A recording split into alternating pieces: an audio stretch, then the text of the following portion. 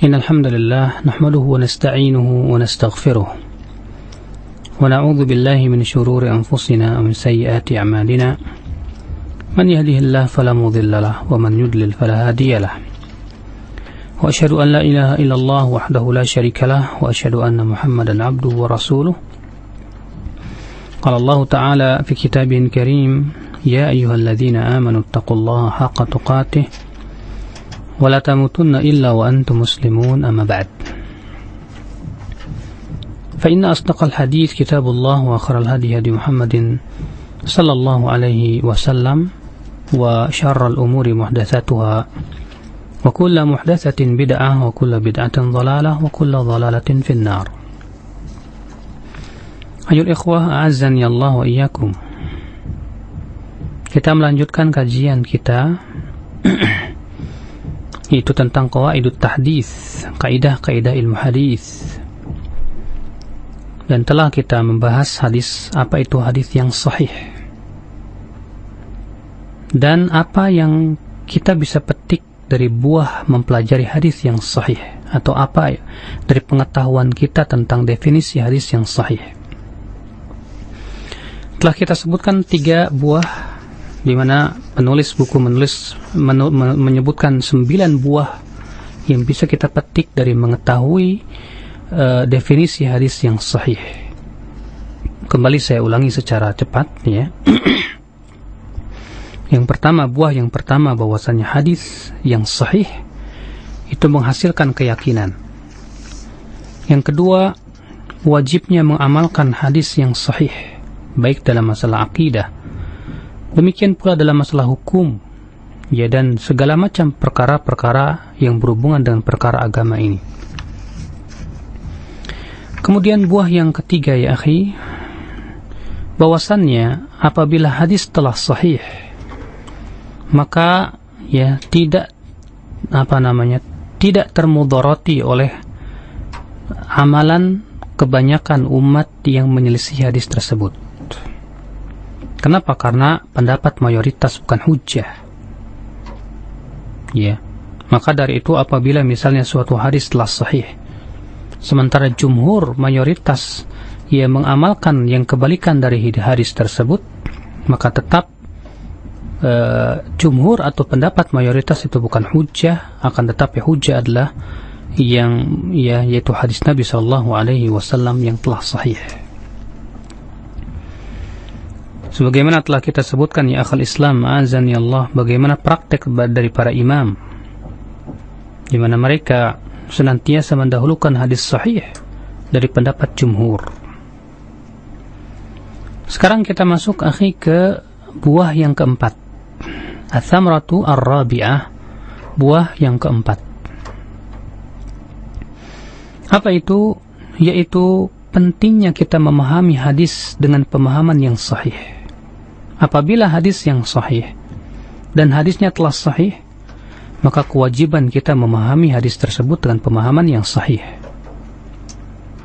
Al-Imam Syamsuddin Ibn Qayyim berkata dalam kitab Ar-Ruh, yang bagi an yufham anir Rasuli sallallahu alaihi wasallam muraduhu min ghairi ghuluwin wala taqsir fala yuhammalu kalamuhu ma la yahtamiluh ولا يقصر به عن مراده وما قصده من الهدي والبيان. Ya, selayaknya kata beliau, hadis Rasulullah sallallahu alaihi wasallam itu difahami sesuai dengan yang diinginkan oleh Rasulullah, tanpa berlebihan dan tanpa taksir yang mengurangi. Fala yuhammal kalamuhu ma la yahtamiluh. Jangan memahami sabda Rasulullah sesuatu yang tidak ditunjukkan atau tidak terkandung dalam hadis itu. Tidak boleh pula kita mengurangi dari yang diinginkan oleh Rasulullah dan yang dimaksud oleh Rasulullah SAW berupa petunjuk dan keterangan. Kata beliau, waqad hasala bi ihmali dzalika wal uduli anhu min ad-dhalali 'anis shawab. Ya, orang yang melecehkan atau meremehkan masalah ini dan melalaikan masalah ini, kata beliau, seringkali jatuh kepada kesesatan dan melenceng dari kebenaran. Ya. Bal su'ul fahmi 'anillahi wa rasulihi aslu kulli bid'atin wa dhalalatin nasya'at fil Islam. Bahkan kata beliau, buruknya pemahaman tentang firman Allah dan sabda Rasulullah adalah pokok segala bid'ah dan kesesatan yang muncul di dalam Islam ini. Bal huwa aslu kulli khata'in fil usuli wal furu'. Bahkan buruknya pemahaman terhadap firman Allah dan Rasulnya adalah pokok segala kesalahan dalam masalah yang sifatnya usul, dasar, ataupun yang bersifat cabang. Wala siyama, kata beliau, in udhifa ilaihi su'ul qasdi, terlebih kata beliau, salah paham atau pemahaman yang buruk diiringi dengan niat yang buruk juga. Fayattafiqu su'ul fahmi fi ba'dil asya' minal matbu'. Sehingga pada waktu itu ikhwatul Islam a'azani Allah wa iyyakum, kalau sudah pemahaman yang buruk diiringi dengan niat yang buruk, maka pada waktu itu yang terjadi adalah ujian atau musibah yang menimpa agama kita ini. Fallahul musta'an. Coba kita lihat firqah-firqah sesat. Mereka memahami firman Allah dan sabda Rasulullah SAW yang sahih, dengan buruknya pemahaman mereka. Inilah dia orang-orang Khawarij yang mengkafirkan pelaku dosa besar, membawakan hadis-hadis yang menunjukkan seakan-akan mendukung pendapat mereka. Mereka berdalil dengan hadis misalnya, la yazni zani hina yazni wa huwa mu'min. Tidaklah seseorang berzina ketika ia berzina dia disebut mukmin. Kata mereka, hadis ini menunjukkan bahwa orang yang berzina kafir, murtad dari agama Islam. Ini akibat daripada buruknya pemahaman, ya akhi. Mereka tidak melihat hadis yang lainnya, seperti hadis yang mengatakan bahwasanya akan masuk surga orang yang mengucapkan la ilaha illallah walaupun ia berzina dan mencuri, dalam hadis yang dikeluarkan Muslim. Sebaliknya orang Murji'ah memahami hadis yang saya sebutkan tadi, akan masuk surga orang yang mengucapkan la ilaha illallah walaupun dia berzina dan mencuri. Difahami oleh dia, ini menunjukkan bahwa maksiat tidak mempengaruhi iman, maksiat tidak mengurangi kesempurnaan iman. Ini akhi buruknya pemahaman. Maka dari itulah akhal Islam, suatu hadis yang sahih apabila difahami dengan pemahaman yang tidak sahih menyebabkan berbagai macam malapetaka dalam pemahaman agama kita ini. Inilah dia orang-orang Syiah ketika memahami hadis alaikum bisunnati wa itrati, hendaklah kalian berpegang kepada sunnahku dan itrahku, yaitu keluargaku. Dia menganggap karena mereka ahli bait, katanya, berarti mereka harus memandang dan mengatakan ini kita harus beragama seperti agama Syiah, padahal keturunan dan keluarga Rasulullah, seperti anak-anaknya Ja'far al-Baqir dan yang lainnya, keturunan-keturunan Rasulullah dari Ali bin Abi Thalib, semua di atas akidah para sahabat Rasulullah. Semuanya mereka mencintai Abu Bakar, Umar, Uthman, Ali, dan tidak mengkafirkannya. Akibat daripada apa, akhi? Buruknya pemahaman, terlebih diikuti dengan niat yang buruk. Kalau sudah niatnya buruk, pemahamannya buruk, khalas terkumpul padanya, ya akhi, berbagai macam keburukan.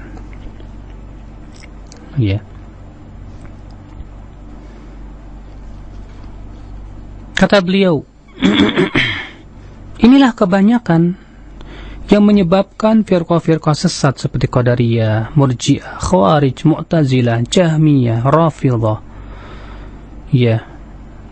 mereka jatuh kepada kesesatan akibat apa? Su'ul fahmi 'anillahi wa rasulihi, buruknya pemahaman tentang Allah dan Rasulnya. Ikhwatal Islam Maka dari itu beliau mengingatkan, walladzi fahimahu as-sahabatu radhiyallahu anhum wa man tabi'ahum anillahi wa rasulihi, ya, famahjurun la yutafatu ilaih. Pemahaman para sahabat yang seharusnya diikuti, ya, pemahaman para sahabat yang lurus ternyata malah ditinggalkan oleh mereka.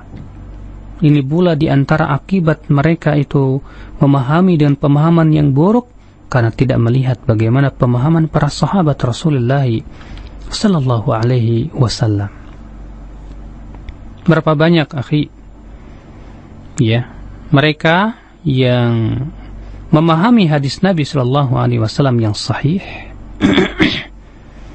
ternyata diiringi dengan niat yang buruk dan pemahaman yang buruk. Sering kita mendengar di zaman sekarang, misalnya orang yang mengajak berbaiat kepada kelompoknya. Ayo kita baiat kelompok kita. Kalau kamu tidak membaiat kelompok saya, kamu mati bangkai jahiliyah. Lalu membawakan hadis, man mata walaysa fi unuqihi bai'ah mata mitatan jahiliyah. Siapa yang mati dalam keadaan tidak berbaiat. Dalam satu riwayat, man mata walaysa alaihi imam.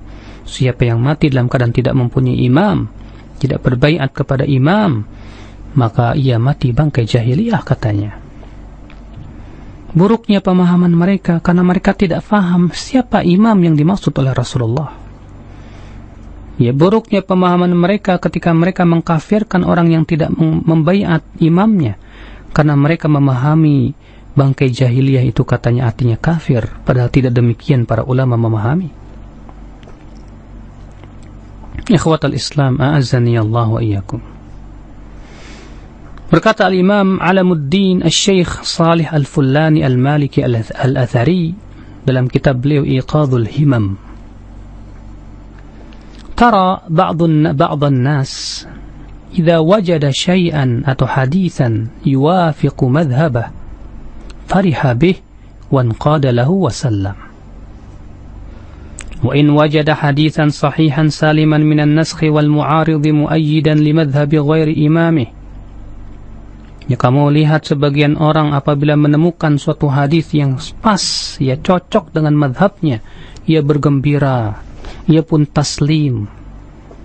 Tapi kalau ia menemukan suatu hadis yang sahih, yang selamat dari nasakh, dan tidak ada hadis lain yang bertentangan dengannya, yang ternyata hadis tersebut lebih menguatkan madhab selain imamnya, apa yang terjadi? Fatahalahu baba al-ihtimalatil ba'idah, membuka untuknya berbagai macam, ya, makna-makna yang sebetulnya jauh sekali. Ya. Wa yaltamis li madhhab imamihi awjuha min at-tarjih.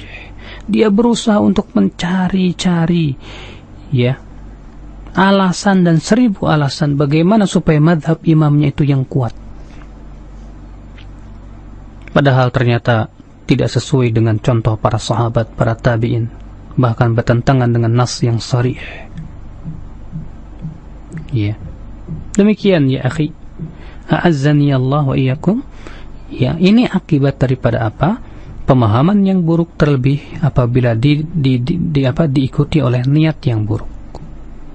Kalau sudah pemahamannya buruk, niatnya yang buruk, sudah malapetaka bagi agama, ya akhal Islam, a'azzani Allah wa iyyakum. Ini buah yang bisa kepetik, yang kita bisa petik, ya, yang keempat. Athamratu al-khamisah, buah yang kelima. Luzumu qabulis sahihi wa illam ya'mal bi ahadun.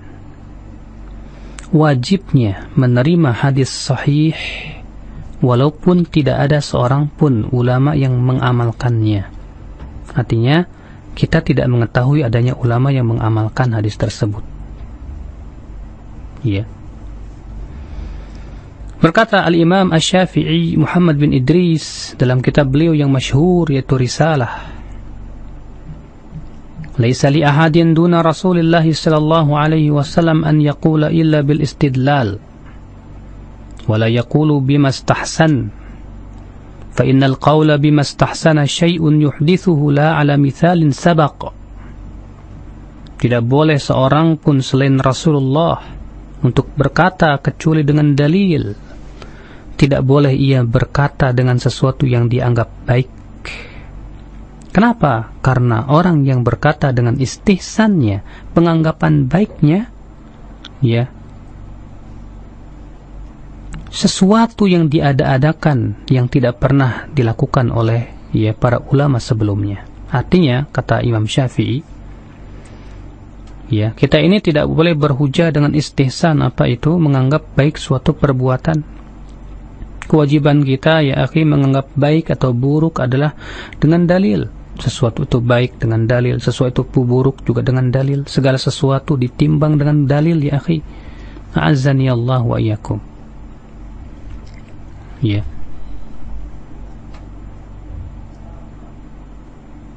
Akhal Islam, lihat bagaimana contoh para sahabat. Mereka selalu rujuk kepada hadis ketika mereka menemukan hadis tersebut, jelas, tegas, gamblang. Seperti halnya Umar bin Khattab radhiyallahu an, pernah memutuskan untuk memberikan sanksi 15 ekor unta bagi mereka yang memutuskan jempol seseorang. Namun ketika ia menemukan kitab Alu Amr bin Hazm yang disebutkan di situ bahwa setiap jari itu hanya berkewajiban membayar 10 dari unta, maka Umar pun berpegang kepada hadis tersebut.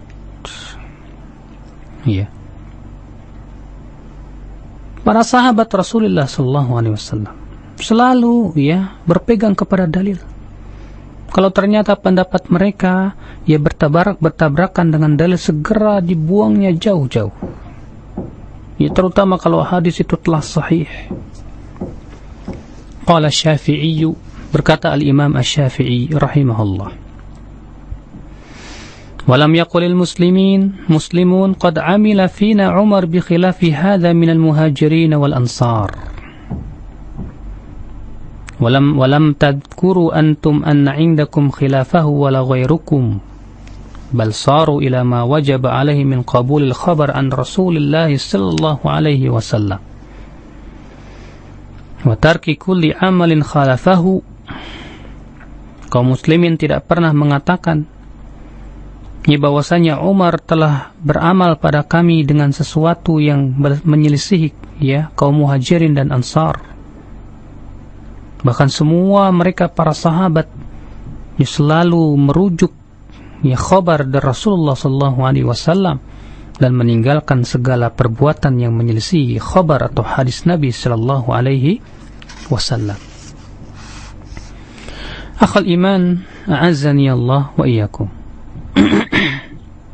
Inilah ya akhi yang harus kita fahami. Artinya kalau kita menemukan suatu hadis yang sahih, sementara kita belum menemukan adakah ulama yang mengamalkan atau tidak, kewajiban kita adalah amalkan. Kecuali kalau setelah itu kita mengetahui bahwasannya hadis tersebut ternyata dimansukh ataupun yang lainnya, setelah itu kita mengetahuinya. Ikhwatal Islam, a'azzani Allah wa iyyakum. Ini adalah buah yang kelima. Rasa manis dan harum sekali buah ini. Bagi mereka yang betul-betul telah merasakan nikmatnya berpegang kepada hadis sahih dan meninggalkan segala macam hadis-hadis yang tidak sahih. Ikhwatal Islam, ats-tsamratu as-sadisah, buah yang ke-6. Buah yang ke-6.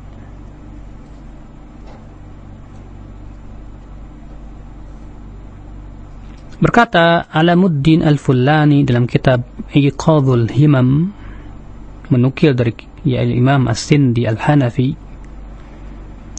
taqarrara anna as-sahabata ma kanu kulluhum mujtahidin ala istilahil ulama, fa inna fihim al-Qarawi wal-Badawi wa man sami'a minhu sallallahu alaihi wasallam hadithan wahidan aw sahibahu marratan.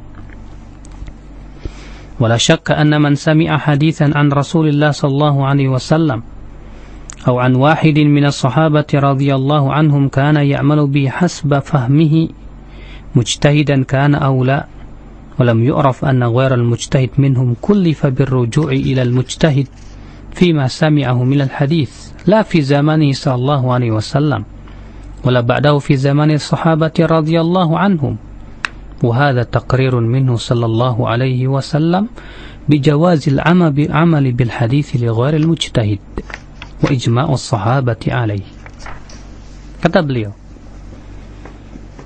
telah menjadi tetap bahwa para sahabat dahulu mereka semua berijtihad bersungguh-sungguh dan semuanya mereka mujtahid sesuai dengan istilah para ulama. Para sahabat semuanya mujtahid, akhi. Mereka telah menguasai alat-alat untuk berijtihad. Akan tetapi kata beliau, tidak semua sahabat itu, makanu kullu mujtahidin, para sahabat semua tidak semuanya mujtahid. Artinya ada sahabat yang sudah sampai derajat ijtihad, keilmuannya luar biasa. Ada sahabat juga yang mendengar hadis 1 atau 2 hadis saja, atau bersahabat dengan Rasulullah hanya sebentar saja, sehingga derajat keilmuan para sahabat pun berbeda-beda. Di antara mereka, di antara kalangan sahabat ada yang telah dianggap ulamanya sahabat, mereka termasuk mujtahidin seperti Abu Bakar, Umar, Uthman, Ali. Demikian pula Abdullah bin Abbas radhiyallahu an, Abdullah bin Mas'ud, Abdullah bin Umar. Ada juga sahabat yang cuma sebatas mendengar 1 atau 2 hadis saja. Akan tetapi maksudnya, kata beliau, anna man sami'a hadithan an Rasulillah sallallahu alaihi wasallam atau an wahidin minas sahabah radhiyallahu anhum kana ya'malu bihasba fahmi mujtahidan kana aula. Orang yang mendengar hadis dari Rasulullah SAW atau salah seorang sahabat, ia berusaha mengamalkan hadis tersebut sesuai dengan apa yang ia fahami. Baik ia seorang mujtahid atau bukan seorang mujtahid. Artinya, kalau dia membaca suatu hadis, dan hadis tersebut dia fahami dengan pemahaman dia, dalam artian dia memahami demikian, kewajiban dia amalkan dulu sesuai dengan pemahamannya. Namun tentunya dia berusaha terus untuk mencari bagaimana pemahaman para sahabat, para tabi'in, para tabi'ut tabi'in.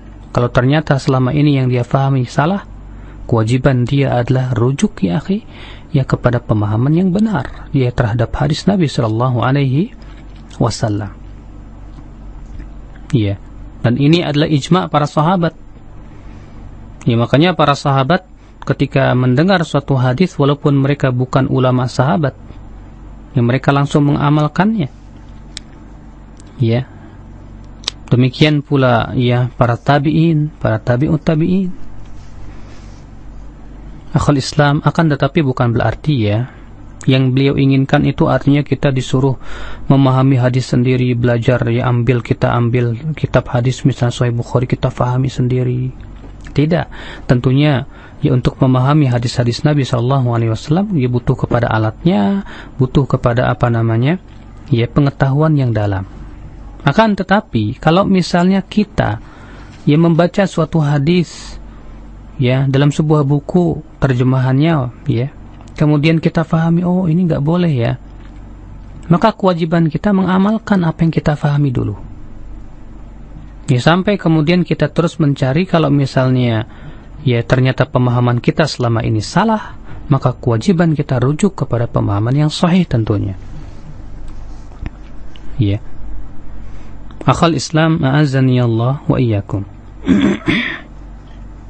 Nah ini ikhwatul Islam, a'azzani Allah, buah yang ke-6.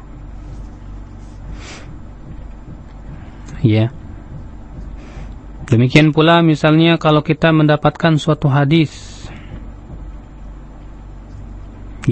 kita tidak tahu apakah hadis ini telah dimansukh atau tidak. Yang jelas kita dapat hadis. Kewajiban kita mengamalkan sesuai dengan apa yang sampai kepada kita, Sampai kemudian setelah itu mendapatkan ternyata hadis itu telah dimansuh, baru kita tidak mengamalkannya. As-samratu as-sabi'atu, buah yang ketujuh, kata beliau. Qala Ibnu Sam'ani, berkata Ibnu Sam'ani, mata thabata al-khabar sara aslan min al-usul wa la yuhtaju ila ardihi ala aslin akhar li'annahu in wafaqahu fadhak wa in khalafahu lam yajuz raddu ahadihima li'annahu raddun lil khabar bil qiyas wa huwa mardudun bil ittifaq fa inna sunnata muqaddamatun ala al qiyas. Kalau hadis telah sahih, maka ia menjadi sebuah dalil. Tidak perlu kita lihat dia dalil lain yang berupa selain dalil Al-Quran dan hadis berupa qiyas atau yang lainnya. Tidak. Kenapa? Karena sunnah atau dalil itu lebih didahulukan daripada qiyas, ya. Iya. Karena dalil itu lebih didahulukan daripada qiyas. Makanya kita lihat para sahabat Rasulullah sallallahu alaihi wasallam, ya, senantiasa berpegang kepada dalil dan melemparkan kias-kias mereka yang bertabrakan dengan dalil. Dan para ulama mengatakan bahwasannya kias yang bertabrakan dengan dalil itu disebut dengan kias yang fasid, ya, fasidul i'tibar, ya, kias yang rusak, tidak boleh diterima. Ya, dan Imam Syafi'i menganggap bahwasanya qiyas itu ya seperti halnya makan bangkai. Selama masih makanan masih ada, ya tidak boleh kita memakan bangkai.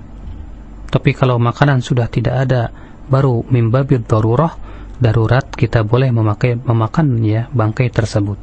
Demikian pula qiyas, kata beliau. Ya.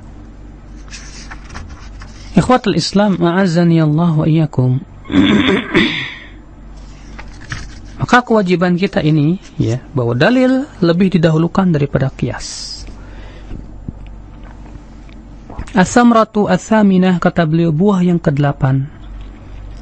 La yadhurru sihhatal hadis tafarrudu sahabiyyin bihi. Suatu hadis yang telah sahih tidak termudarati walaupun yang meriwayatkan cuma seorang sahabat. Ya, tidak disyaratkan harus 2 sahabat atau 3 sahabat, tidak. Cukup 1 sahabat sudah hujjah. Ya. Tidak ada seorang pun ulama, ya akhi, yang mengatakan bahwa kalau hadis sahih itu syaratnya harus 2 sahabat misalnya, tidak ada. Berapa banyak hadis yang diriwayatkan oleh seorang sahabat saja, tidak ada sahabat lain yang meriwayatkan, seperti hadis innamal a'malu binniyat. Jadi diriwayatkan oleh Umar bin Khattab saja. Walaupun ada memang riwayat lain sahabat, tapi hadisnya riwayatnya dhaifah, tidak bisa dijadikan hujjah. Nah, ini ya akhi, ya ats-tsamratus tsaminah, yaitu ya periwayatan atau buah yang ke-8. As-samratu at-tasi'atu, kemudian buah yang ke-9. Ma kullu haditsin sahihin tuhaddatsu bihil 'ammah. Tidak setiap hadis sahih bisa kita sampaikan kepada orang awam. Karena terkadang orang awam tuh ya karena kurangnya pemahaman mereka, ketika kita sampaikan suatu hadis Nabi sallallahu alaihi wasallam, ya ternyata apa yang terjadi difahami dengan pemahaman yang tidak sahih. Maka pada waktu itu ya akhi, a'azzani Allah wa iyyakum, ya, hati-hati seorang guru, seorang ustaz, jangan sembarangan membawakan suatu hadis. Disebutkan dalam hadis bahwa suatu ketika Rasulullah SAW dibonceng oleh Mu'adz di atas keledainya. Lalu Rasulullah bersabda, ya Mu'adz, wahai Mu'adz, hal tadri ma haqqullahi 'alal 'ibad wa ma haqqul 'ibadi 'ala Allah? Tahukah kamu apa hak Allah yang harus dilaksanakan hamba dan apa hak hamba yang akan Allah laksanakan? Aku berkata, Allah dan Rasulnya lebih tahu. Kata Mu'adz, fa inna haqqallahi 'alal 'ibadi an ya'buduhu wa la yusyriku bihi syai'a. Sesungguhnya hak Allah atas hamba yaitu hanya menyembah Allah dan tidak mempersekutukan Allah sedikit pun juga. Wa haqqul 'ibadi 'ala Allah, dan hak hamba yang akan dilaksanakan oleh Allah, bahwasanya Allah tidak akan mengazab siapapun yang tidak mempersekutukan Allah sedikit pun juga. Kemudian Mu'adz berkata, "Ya Rasulullah, wahai Rasulullah, afala ubasyiru bihin nas? Bolehkah aku berikan kabar gembira dengan hadis ini kepada manusia, ya Rasulullah?" Apa kata Rasulullah? "Tubasyirhum fayattakilu." Jangan kamu sampaikan kabar gembira ini kepada mereka, karena kata Rasulullah, mereka tak dikhawatirkan ya sebatas mengandalkan la ilaha illallah dan tidak mau beramal. Wah, yang penting tidak syirik, yang penting mentauhidkan Allah. Akhirnya apa ya akhi, orang yang berbuat maksiat semakin rajin berbuat maksiatnya dengan mengatakan, yang penting kan tidak berbuat syirik, toh saya tidak akan kekal dalam api neraka. Masya Allah. Ya. Terkadang akhi, ketika kita sampaikan hadis-hadis seperti ini kepada orang awam, difahami demikian. Makanya Ali bin Abi Thalib berkata, "Hadithun nasa bima ya'rifun, atuhibbuna an yukadzdzaba wa rasuluh." Berbicaralah kepada manusia sesuai dengan tingkat pemahaman mereka, sesuai dengan pengetahuan mereka. Apakah kamu suka Allah dan Rasulnya didustakan? Ya. Demikian pula Abdullah bin Mas'ud mengingatkan, kata beliau, "Ma anta muhaddithun qauman hadithan la tablughu uquluhum illa kana li ba'dihim fitnah." Ya, tidaklah engkau menceritakan suatu hadis kepada suatu kaum yang ternyata akal mereka belum memahaminya, belum sampai kepadanya, kecuali akan menjadi fitnah untuk sebagian mereka. Masya Allah. Ya. Tentunya akhi, kalau kita menyampaikan hadis kepada orang awam dan kita merasa bahwa hadis ini muskil, kewajiban kita menjelaskan sejelas-jelasnya agar mereka memahami dengan pemahaman benar, supaya apa akhi, pada waktu itu mereka memahami hadis Nabi sallallahu alaihi wasallam dengan pemahaman yang sahih tentunya. Nah, ini akal Islam 9 buah yang bisa kita petik dari memahami hadis sahih. Semoga buah ini yang begitu ramnum dan manis dapat kita rasakan, dapat kita amalkan, dan kita betul-betul memahaminya. Wallahu alam. Kita buka tanya jawab. Nah. Ya, ikhwatul iman rahimakumullah. Demikian tadi kajian pada kesempatan siang hari ini bersama Ustaz Badrul Salam LC hafizahullah taala dalam kajian Mustalahul Hadis, dan di sini dikaji kitab dengan judul Qawaidut Tahdits min Fununi Mustalahil Hadis. Ikhwatul iman rahimakumullah, bagi Anda yang pada kesempatan siang hari ini dan kesempatan yang lalu maupun yang akan datang akan terus menyimak, Anda bisa fotokopi atau Anda juga bisa download di internet, dan Anda bisa dapatkan di sana PDF-nya dengan judul Qawaidut Tahdits min Fununi Mustalahil Hadis. Ikhwatul iman rahimakumullah, kita akan masuki tanya jawab pada kesempatan siang hari ini. Kita akan buka terlebih dahulu pertanyaan yang sudah banyak masuk, baik itu berupa pesan singkat. Sudah ada beberapa yang masuk. Assalamualaikum Ustadz, dari hamba Allah di Gunung Putri. Apakah diperbolehkan Ustadz mengajarkan doa-doa yang sahih sementara kedua orang tua belum mengenal apa itu bid'ah Ustadz? Syukran, silakan. Mengajarkan doa-doa yang sahih diperkenankan. Terlebih doa-doa Rasulullah SAW adalah doa yang sangat mempunyai makna-makna yang dalam sekali dan luas. Tentunya juga sambil kita mengajarkan doa, kita pun juga mengajarkan tata cara doa Rasulullah SAW. Akan tetapi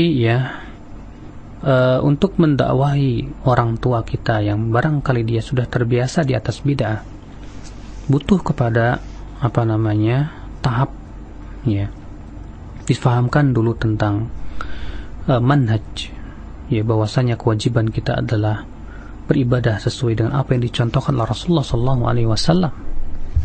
Ya, membuang taklid, membuang fanatik kepada madhab, ya, dan bahwasanya hadis sahih itu adalah hujjah dan hadis dhaif itu bukan hujjah, dan bahwasanya ibadah itu harus sesuai dengan contoh Rasulullah dalam, ya, tata caranya, sifatnya, ya, sebabnya, waktunya, sehingga pada waktu itu ketika orang tua sudah faham, oh begitu, ya, dasar-dasarnya sudah tahu, maka pada waktu itu kita sampaikan sedikit demi sedikit. Nah, baik ikhwatul iman rahimakumullah, kita akan mengangkat sebuah pertanyaan via SMS dari Al-Hanif di Cikarang.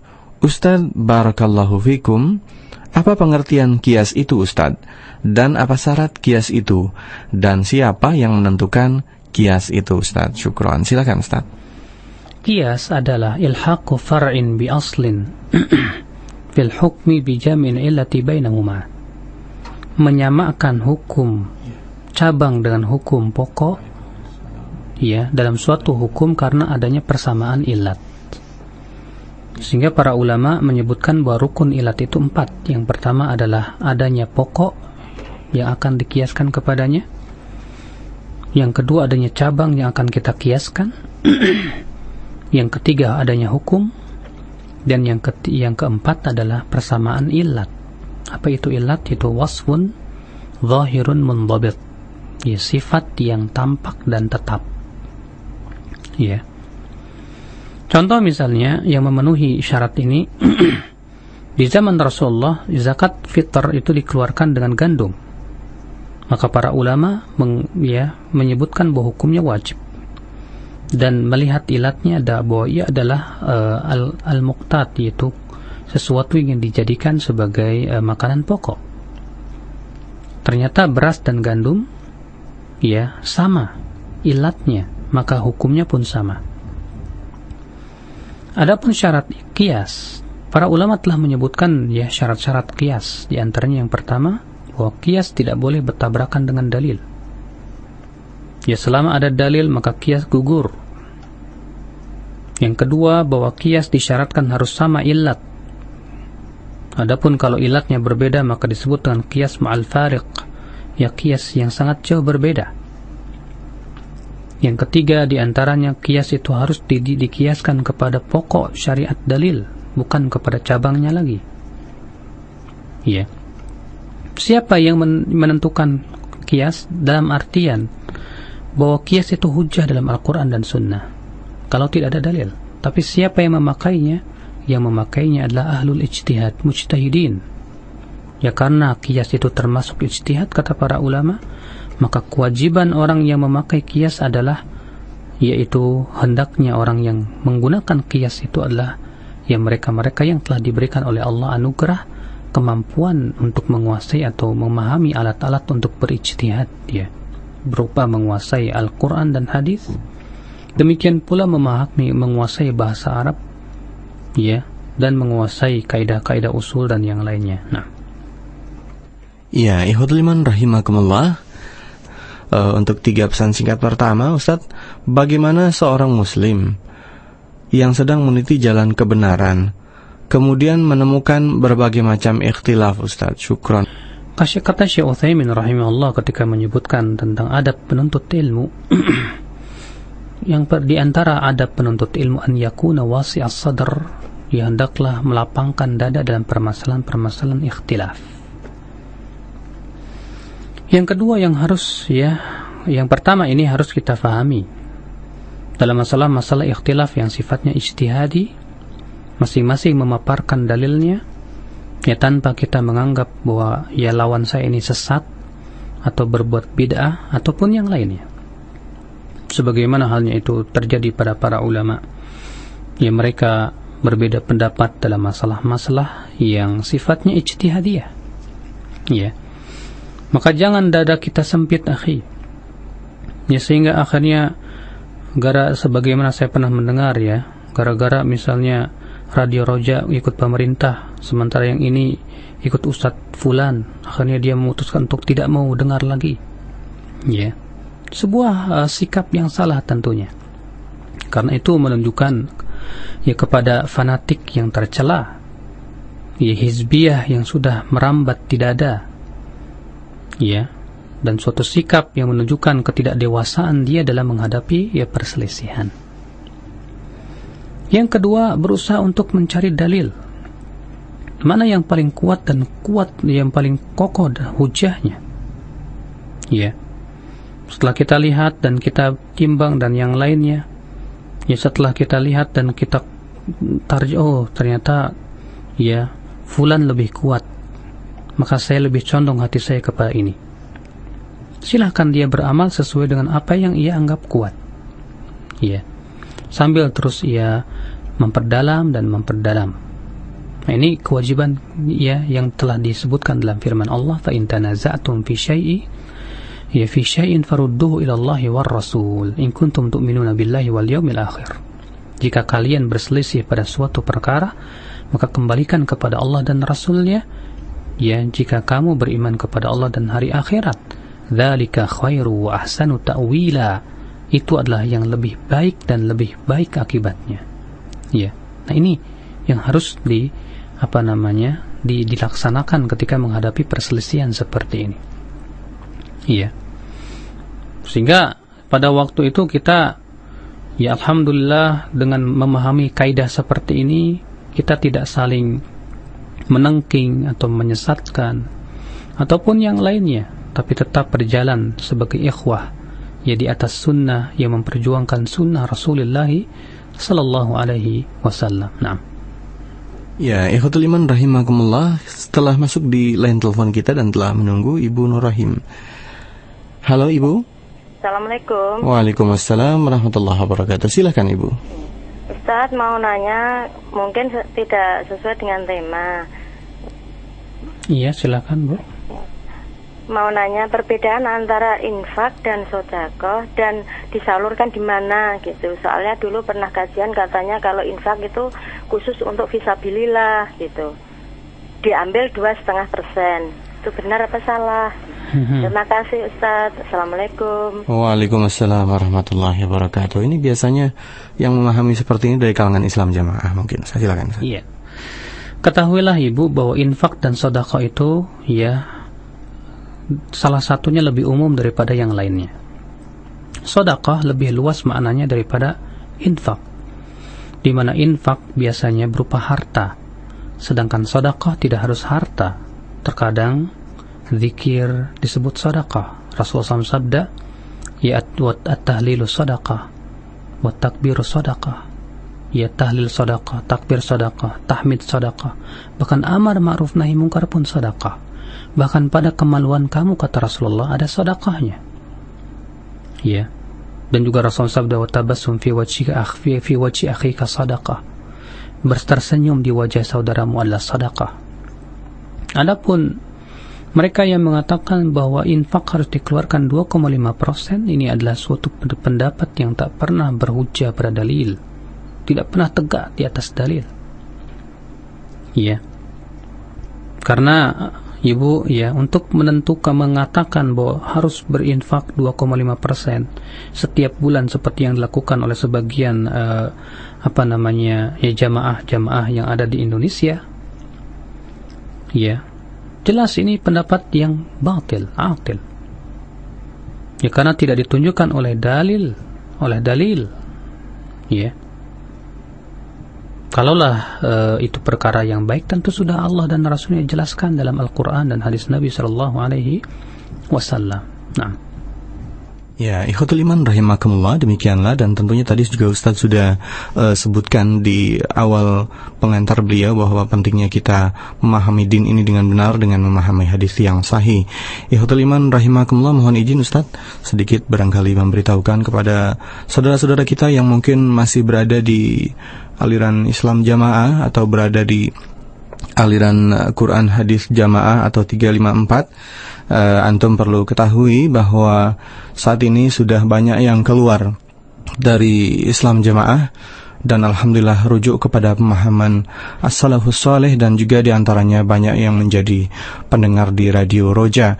Dan Anda yang sudah keluar dan sudah mulai memahami kebenaran, Anda bisa bergabung di forum Rujuk Ilal Haq yang juga sudah sounding ke Majelis Ulama Indonesia, dan juga sudah kemarin kami yang dapatkan informasi sudah bertemu juga dengan Litbang Departemen Agama. Baik ikhwatul iman rahimakumullah, masih akan kita lanjutkan kajian kita pada kesempatan siang hari ini dengan pertanyaan yang sudah masuk, dan sambil menunggu pertanyaan yang masuk via telepon, kita akan kembali bacakan pertanyaan yang masuk via pesan singkat pada kesempatan siang hari ini. Ya, Assalamualaikum warahmatullahi wabarakatuh, Ustaz. Mohon maaf mungkin berkenaan dengan ikhtilaf pada kesempatan hari-hari ini ya Ustaz ya. Assalamualaikum. Ana mau tanya bagaimana puasa kita bila di tempat kita sudah ada yang sholat Idul Adha, katanya dari Abu Farhan. Silakan Ustaz. Akhal Islam a'azzani Allah wa iyyakum. Ya. Tentunya kita harus memahami bahwasannya penentuan Idul Fitri atau Idul Adha itu adalah mengikuti pemimpin atau imam. Makanya para ulama telah menyebutkan dalam kitab-kitab akidah ya bahwa Id, jihad, ya, berhari raya, berjihad dan yang lainnya itu adalah bersama imam. Sama saja apakah imam yang adil ataupun imam yang zalim. Ya, tidak ada bedanya dalam masalah ini. Ya, memang pemahaman sebagian orang yang mengatakan bahwa ya kita harus wukuf di Arafah apa sama dengan wukufnya orang-orang di Arafah, dan sebagian lagi membawakan hadis ya bahwa Rasulullah SAW ditanya tentang an-shaumi yaumi Arafah, Rasulullah ditanya tentang puasa di hari Arafah, maka kemudian Rasulullah bersabda bahwa bahwa itu adalah mengampuni dosa tahun lalu dan tahun yang akan datang. Lalu diambil istimbat dari hadis ini bahwa puasa Arafah itu ya harus ditentukan oleh tempat dan waktu. Artinya harus sama dengan wukufnya Arafah orang-orang di sana. Ya, pendapat ini saya kurang setuju. Kenapa?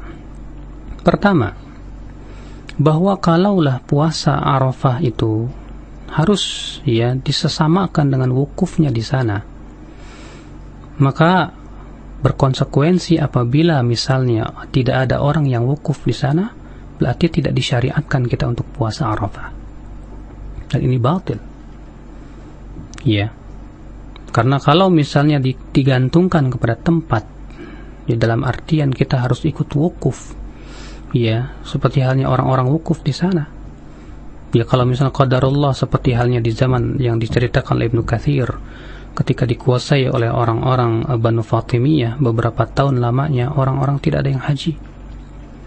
Ya, maka kalau tidak ada orang yang wukuf di sana, berarti pendapat tersebut sama saja berkonsekuensi bahwa tidak disyariatkan puasa Arafah karena tidak ada orang yang wukuf di sana. Ini pemahaman yang batil. Ya. Yang kedua, bahwa tidak ada ulama terdahulu yang memahami seperti ini. Buktinya saya membaca sebuah fatwa yang dipertanyakan kepada Syekhul Islam Ibn Taimiyah rahimahullah di dalam Majmu' Fatawa di jilid 25 halaman 202. Waktu itu beliau ditanya tentang bagaimana ya kalau sebagian hilal atau sebagian penduduk kota Madinah melihat hilal sementara hakim di kota Madinah tidak menetapkannya, tidak mau menerima hilal tersebut. Maka bolehkah mereka yang melihat hilal itu ya berpuasa ya bersama hakim ya, padahal sebetulnya itu sudah masuk 10 Dzulhijjah? Maka beliau menjawab, fa'ajab na'am yasumun, ya tetap mereka berpuasa di hari itu dan bersama pemimpin. Lalu Rasulullah kemudian beliau membawakan hadis Nabi SAW yang dikeluarkan Tirmidzi, as-sawmu yawma tasumun wal fitru yawma tuftirun wal adha yawma tudahun. Puasa itu pada hari kalian semua berpuasa, Ya, beridul fitri pada hari semua kalian beridul fitri, beridul adha pada hari semua kalian beridul adha. Ya. Makanya orang yang mengatakan bahwasanya ya mengkiaskan Ramadan dengan Dzulhijjah itu adalah pengkiasan yang batil, adalah pendapat yang batil. Kenapa demikian? Karena Rasulullah SAW sendiri yang menyamakannya. Dalam hadis yang telah sahih yang saya sebutkan tadi, Rasulullah bersabda, puasa itu pada hari kamu semua berpuasa, beridul fitri pada hari kamu beridul fitri, dan beridul adha pada hari kamu beridul adha. Di sini Rasulullah menyamakan ya antara puasa idul fitri dan idul adha, tidak ada bedanya. Ya. Bagaimana dia hendak mengatakan misalnya itu adalah kias yang batil, padahal Rasulullah sendiri yang menyamakannya. Terlebih Allah mengaitkan ya Dzulhijjah itu dengan apa? Dengan hilal. Bukankah Allah Subhanahu wa taala berfirman, yas'alunaka 'anil ahillah qul hiya mawaqitu lin-nasi wal hajj. Mereka bertanya kepada kamu tentang hilal. Katakanlah Muhammad, dia adalah miqat, dia adalah mawaqit, waktu-waktu untuk manusia dan haji. Allah di sini, maka dari itu Syekhul Islam berkata, wa aslu hadhil mas'alah, ya, dasar permasalahan ini adalah annallaha 'allaqal hukma, ya, bahwasanya Allah mengaitkan hukum ini dengan hilal. Allah berfirman, yas'alunaka 'anil ahillah. Ya Allah, mereka bertanya kepadamu tentang hilal.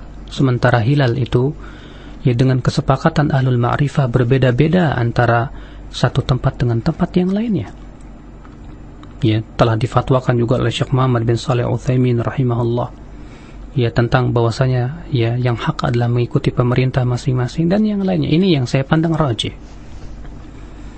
Maka dari itu ya, permasalahan seperti ini sekali lagi akhal Islam azani Allah, maudhi'u an-nazar, tempat yang mereka melihat.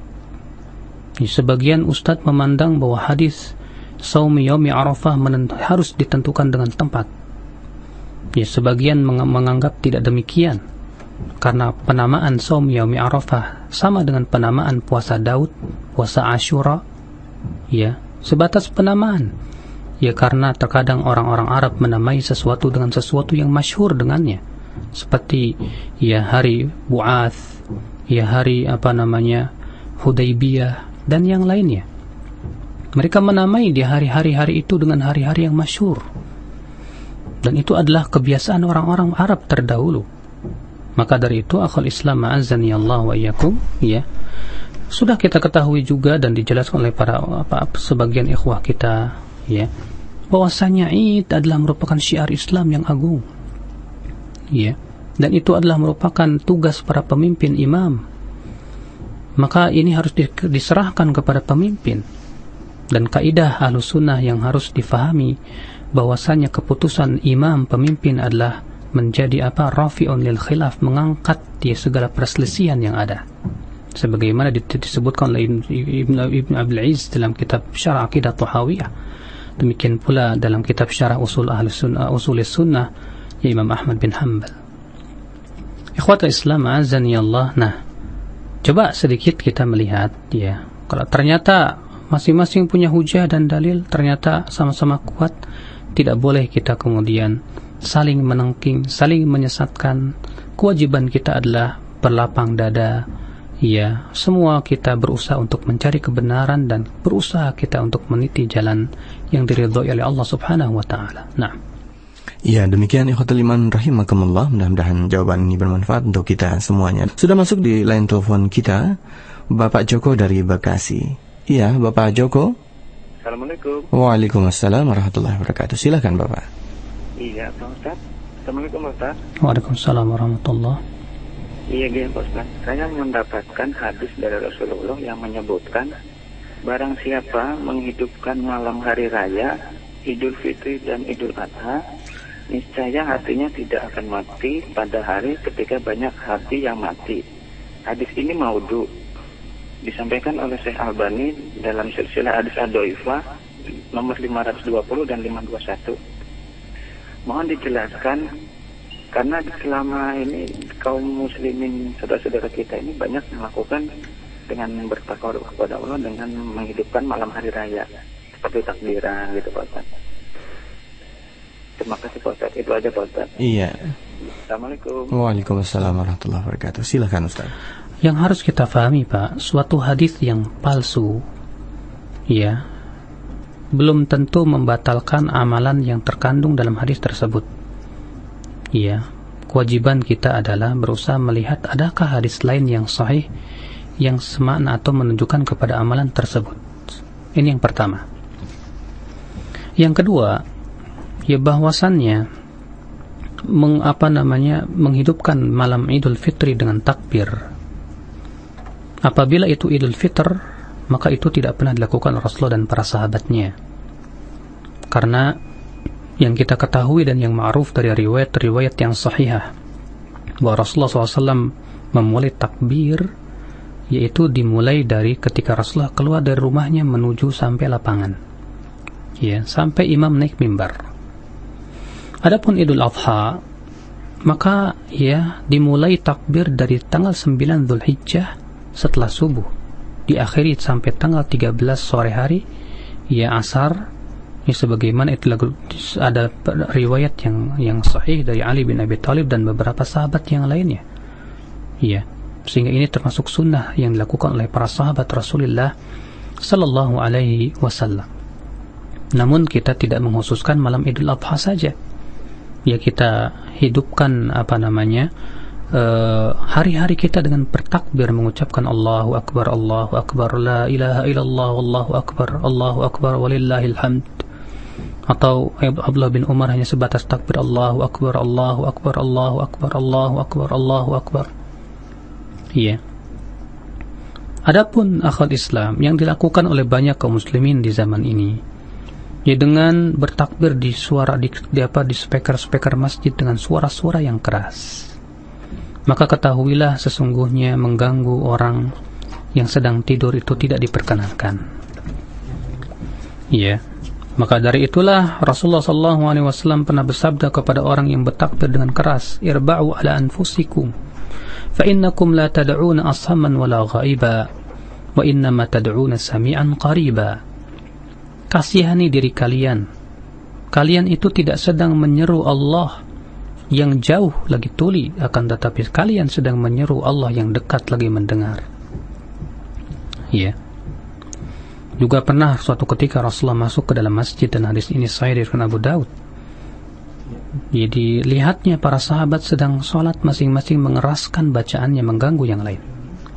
Maka Rasulullah bersabda, ala inna kullakum munajin rabbah fala yajhar ba'dukum ala ba'd. Ketahuilah setiap kalian itu sedang bermunajat kepada Rabbnya, jangan sebagian kalian mengeraskan, mengganggu yang lain. Dan para ulama bersepakat bahwa darul mafasid muqaddam ala jalbil masalih. Ya, menghindari mafsadah ya lebih didahulukan dari mendatangkan maslahat. Ya, tatkala bertakbir sampai larut malam bahkan sampai subuh mengganggu orang yang sedang tidur. Ya. Sementara mengganggu dan menyakiti kaum muslimin itu haram hukumnya, tidak diperkenankan dalam Islam. Ya, bagaimana dia hendak membela-bela sesuatu yang sifatnya sunnah sementara ia jatuh kepada perkara yang diharamkan? Ini jelas ya menunjukkan ketidakfaqihan ya di dalam memahami agama kita ini. Allahu a'lam. Nah. Ya, ikhwatul iman rahimakumullah, telah hadir di line telepon kami Ummu Syifa di Bogor. Ya, Ummu Syifa. Assalamualaikum warahmatullahi wabarakatuh ya Ustaz. Waalaikumsalam. Saya mau bertanya, bagaimana kiranya pentingnya mempelajari bahasa Arab, karena ada beberapa ustazah gitu yang berani menyampaikan mengenai ayat-ayat Allah Subhanahu wa taala dan juga hadis Rasulullah sallallahu alaihi wasallam, tapi tidak memahami dengan benar mengenai bahasa Arab gitu. Sementara kalau misalkan itu kan bahasa Arab penting ya, tapi kok kayaknya ada yang menyampaikan seperti itu tapi tidak mengerti benar tentang bahasa Arab gitu. Bagaimana ya sebenarnya Ustaz? Assalamualaikum warahmatullahi wabarakatuh. Waalaikumsalam warahmatullahi wabarakatuh. Terima kasih, silakan Ustaz. Para ulama berbeda pendapat mengenai hukum belajar bahasa Arab. Jumhur ulama mengatakan bahwa itu hukumnya fardu kifayah. Artinya apabila sebagian telah mempelajarinya, maka yang lain gugur. Ya. Imam Syafi'i berpendapat bahwa belajar bahasa Arab hukumnya fardu ain. Setiap muslim wajib belajar bahasa Arab. Dasarnya bahwa setiap muslim wajib memahami Al-Quran dan hadis.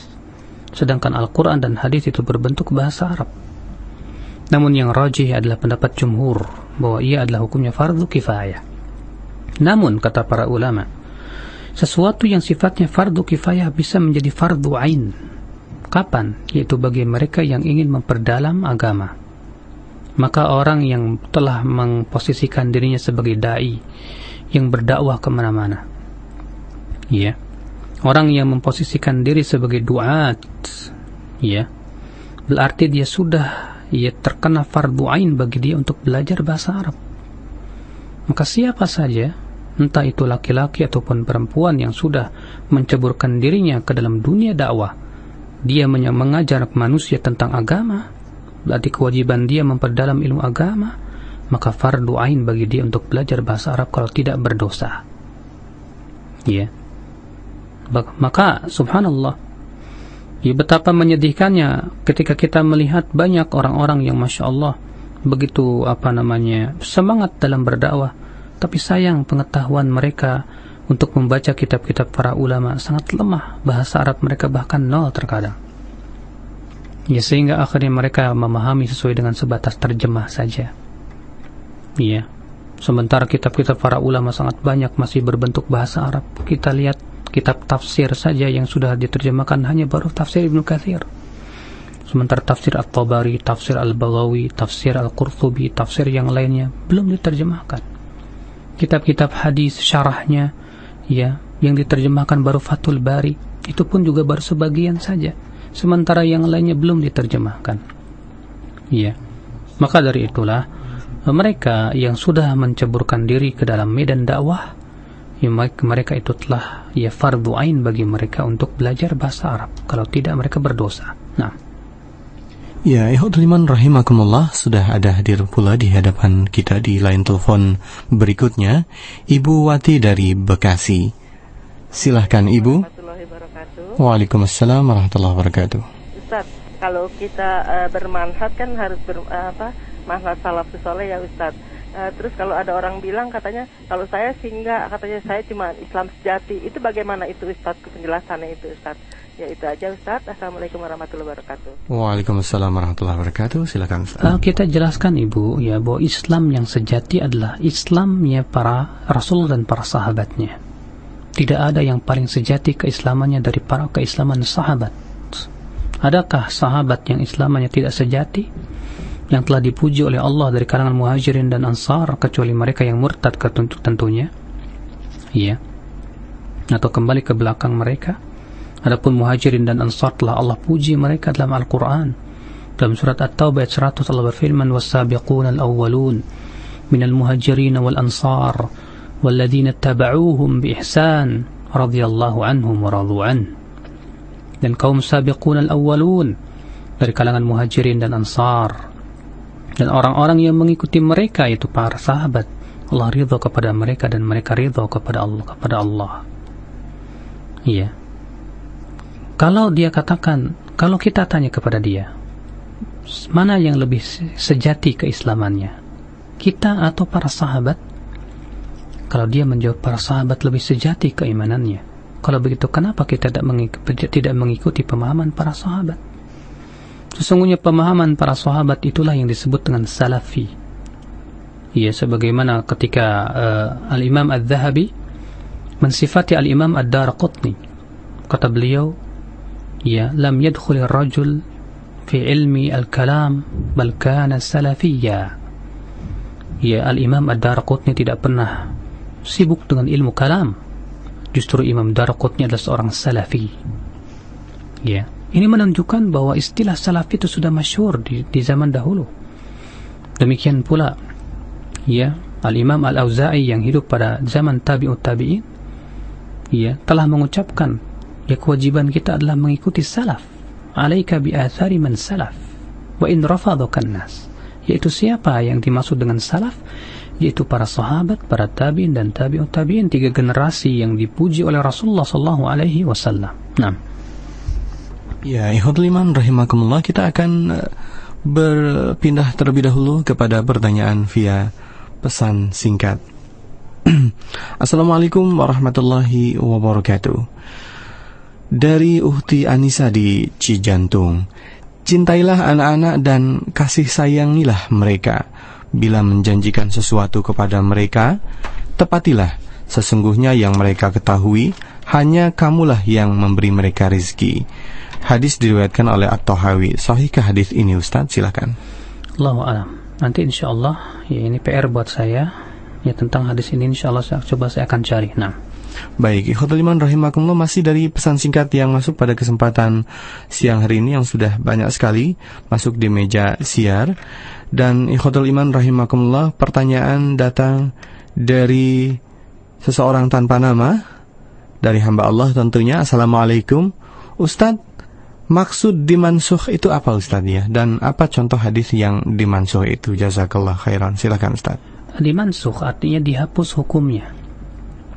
Ya, dengan adanya dalil yang terakhir yang memansuhnya. Sebuah contoh misalnya, Rasulullah bersabda, "Kuntu nahaitukum an ziyaratil qubur, fazuruha." Dahulu aku melarang kamu untuk berziarah kubur. Sekarang silahkan kalian berziarah. Contohnya lagi, Rasulullah SAW di awal pertama kali beliau melarang para sahabat untuk menulis hadis. Beliau bersabda, "La taktubu anni, faman kataba anni syai'an falyamhu." Jangan kamu menulis hadis dariku. Siapa yang menulis hadis dariku, hendaklah dia menghapusnya.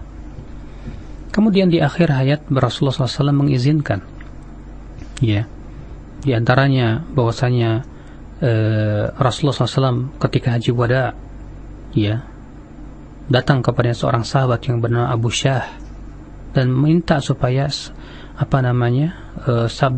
khutbah Rasulullah SAW ini ditulis. Maka Rasulullah bersabda, "Uktubu li Abi Syah." Tuliskan untuk Abi Syah. Demikian pula dalam satu riwayat Abdullah bin Amr bin As berkata, "Kunna 'inda Rasulullah SAW haula Rasulullah SAW naktub." Kami dahulu pernah berada di sisi Rasulullah menulis. Iya. Kemudian ditanyakan, "Wahai Rasulullah, mana yang lebih dahulu akan dikuasai oleh kaum muslimin? Apakah Konstantinopel atau Roma?" Kata Rasulullah, "Konstantinopel dahulu jatuh, baru setelah itu Roma." Iya. Dan beberapa riwayat yang menunjukkan bahwa Rasulullah mengizinkan para sahabat untuk menulis. Ini menunjukkan bahwa larangan menulis telah dimansuh. Iya, tentu tentang masalah pelajaran ilmu nasikh mansukh itu ada dalam kitab usul fikih. Nah. Ya, ikhwatul iman rahimakumullah, masih dalam sesi pertanyaan via pesan singkat. Assalamualaikum Ustadz, bagaimana jika kita hidup di negara mayoritas non-muslim dan pimpinan negaranya non-muslim? Dalam penentuan hilal berdasarkan pemimpin yang bagaimana, katanya dari Bapak Udin di Cimanggis. Silakan Ustadz. Yang telah dijawab oleh para imam, para ulama besar.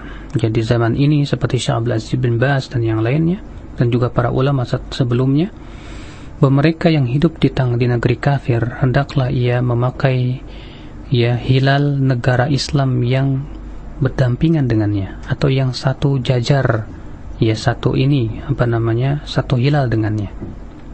Ya, demikian yang difatwakan, dan silahkan dirujuk ya fatwa Syekh bin Baz dan Syekh Utsaimin dalam masalah ini.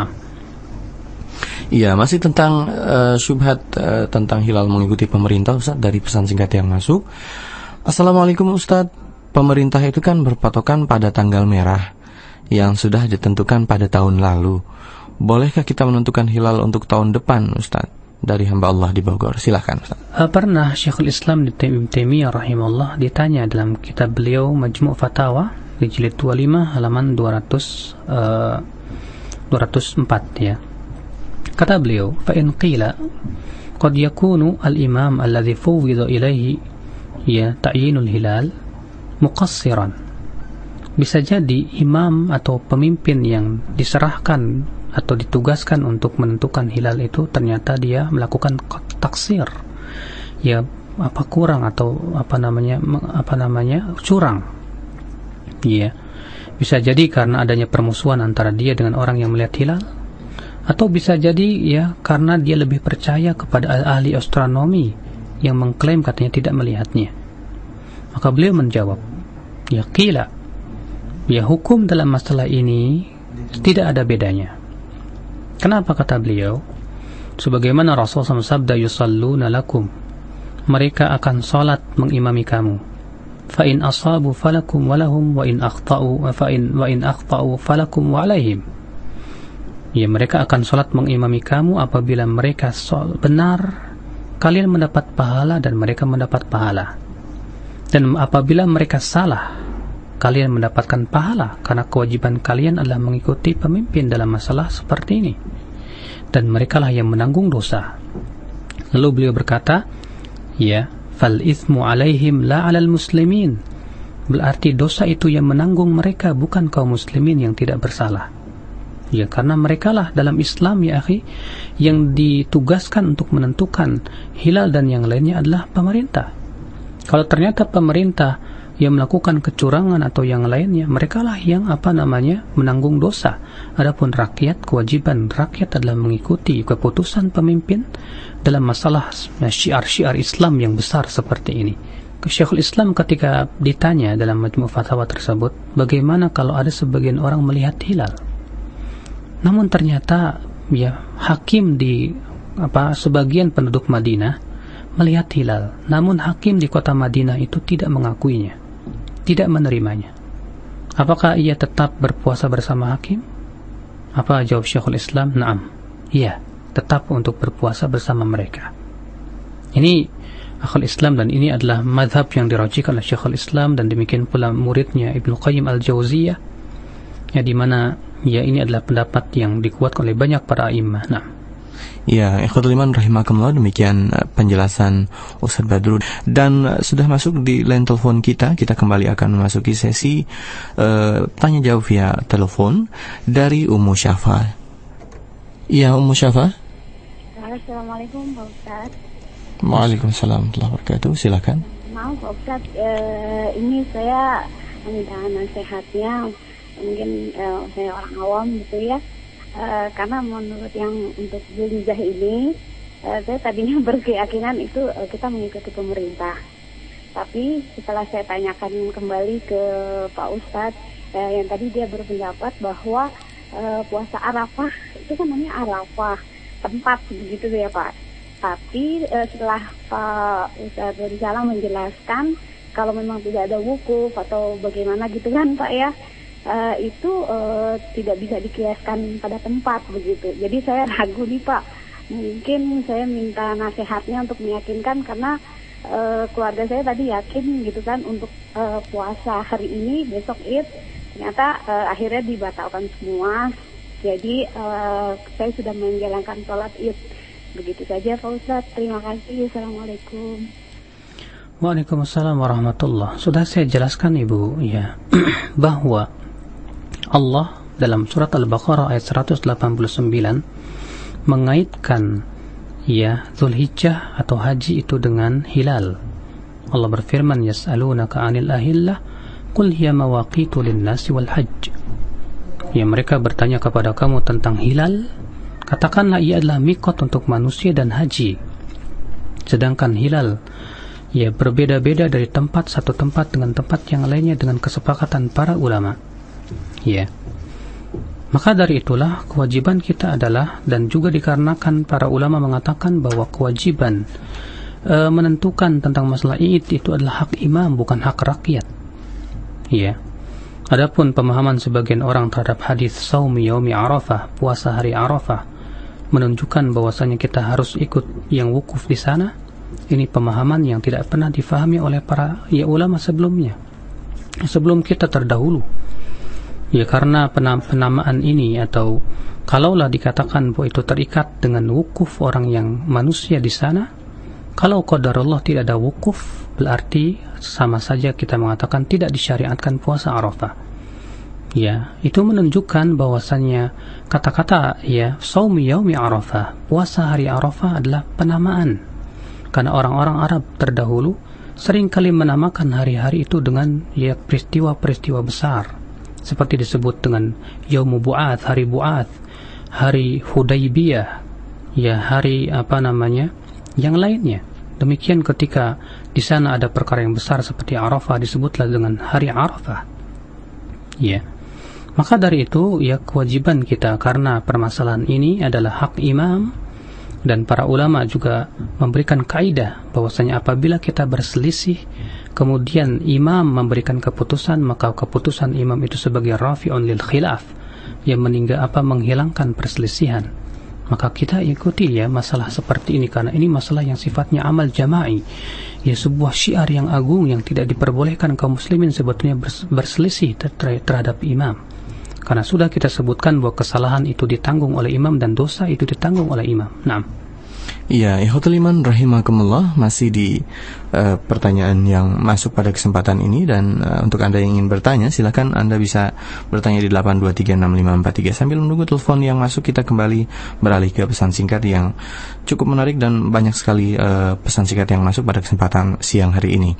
Assalamualaikum warahmatullahi wabarakatuh. Pak Ustadz, ada dai yang mengatakan bahwa wajib bagi yang mampu melaksanakan kurban itu hadisnya dhaif katanya. Silakan Ustaz.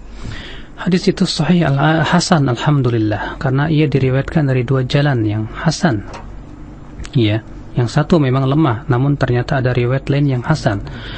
Ya, sebagaimana telah saya takhrij, akan tetapi saya lupa ya jalan-jalannya. Ya. Dan hadis ini saya tidak ragu lagi akan kehasanannya, dan ternyata juga Syekh Albani rahimahullah, saya lihat dalam Sunan Abu Daud, Sahih Sunan Abu Daud menyatakan hadis ini hasan dengan dua jalan. Karena hadis ini hasan, ya maka hadis ini ya harus kita amalkan. Dan Rasulullah SAW sabda, "Man wajada sa'atan falam yudhhi fala yaqrabanna musallana." Siapa yang mendapatkan keluasan namun ia tidak berudhiyah, maka janganlah ia sekali-kali mendekati mushola kami. Maka dari itu, atas pendapat yang sahih yang dirajihkan oleh Syekhul Islam, bahwasanya berudhiyah itu hukumnya wajib bagi mereka yang mampu, juga dikarenakan ini syiar Islam, dan Allah telah memerintahkan kita dalam ayatnya, "Fasalli li rabbika wanhar," salatlah dan sembelihlah, dan ini perintah, dan perintah pada asalnya hukumnya wajib. Ya, Allahu a'lam. Ya, baiklah ikhwatul iman rahimakumullah, sudah ada telepon yang masuk di line telepon kita dari Ummu Evan. Ummu Evan, silahkan. Waalaikumsalam warahmatullahi. Suaranya mohon diangkat. Oh iya. Ya, Pak Ustadz mau nanya, waktu saya pergi haji di Arafah itu kan selesai sholat zuhur asar yang digabung itu, kita disuruh berdoa sama yang mimpin haji kita. Nah, di situ pembimbing haji mengingatkan, ayo ingat wajah keluarga masing-masing, kita pernah berbuat salah. Terus kita kan jadi ingat keluarga di rumah gitu kan Pak Ustadz. Jadi kita merasa punya salah sama anak gitu. Jadi kita tuh nangis gitu Pak Ustadz. Nah terus yang saya mau tanyain, boleh nggak kita berdoa dengan cara seperti itu, diingatkan oleh pembimbing haji gitu Pak Ustadz. Soalnya saya waktu itu belum tahu. Makasih Pak Ustadz. Assalamualaikum. Waalaikumsalam warahmatullahi wabarakatuh. Silakan Ustaz. Assalamualaikum warahmatullahi wabarakatuh. Kewajiban orang yang di Arafah atau sunnah yang disunahkan bagi orang yang di Arafah adalah untuk berdoa dan berdoa. Sebagaimana Rasulullah SAW berdoa sampai terbenam matahari. Tidak pernah kita nukil bahwa Rasulullah menyuruh para sahabat untuk mengingat wajah si fulan dan fulan. Naam, mengingat kesalahan adalah perkara yang penting, sehingga itu menimbulkan taubat, ya, menimbulkan penyesalan.